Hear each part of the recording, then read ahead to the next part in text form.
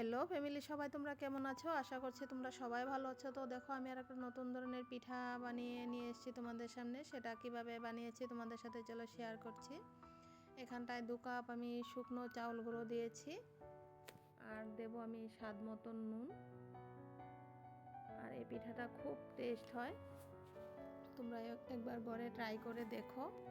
ভিডিওটা স্কিপ না করে পুরো ভিডিওটা দেখো তোমরা। তো দেখো, আমি গরম জল দিয়ে ব্যাটারটা গুলে নিচ্ছি। অল্প অল্প করে আমি জল দিব আর ব্যাটারটা গুলে নেব।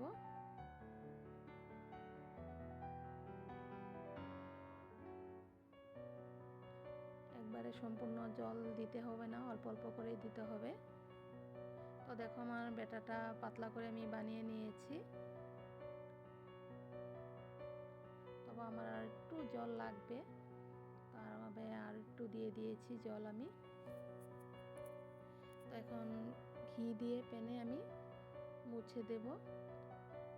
গ্যাসের ফ্লেমটা একদম লো রেখে আমি একটা ব্রাশ দিয়ে ব্যাটারটা দিয়ে দেব প্লাস চিহ্নের মতো।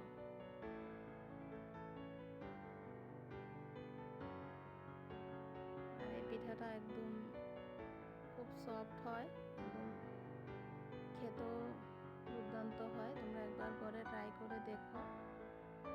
আর লো ফ্লেমে ভাজলে অল্প মুচমুচেও হবে। এটা গরম গরম খুব টেস্ট হয় খেতে, আর মুখে দেওয়া মাত্রে মিলিয়ে যাবে একদম।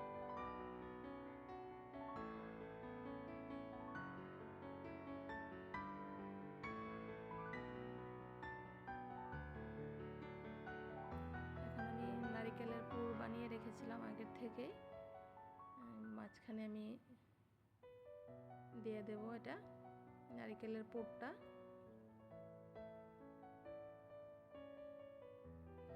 এখন এক পাশ থেকে ও পাশ এরকম করে আমি হোল্ড করে দেব পিঠাটা। তো দেখো, আমার একটা হয়ে গিয়েছে, এটা প্লেটে নামিয়ে নেব।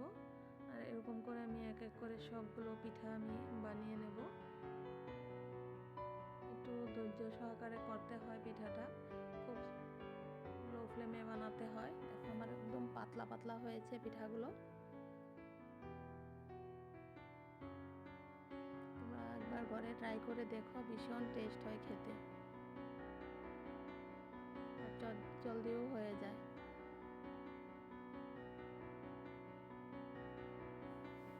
এরকম এক এক করে আমি সবগুলো পিঠা এভাবেই বানিয়ে নেব। তোমরা কে কোথায় থেকে আমার ভিডিওগুলো দেখছো কমেন্টে জানিও।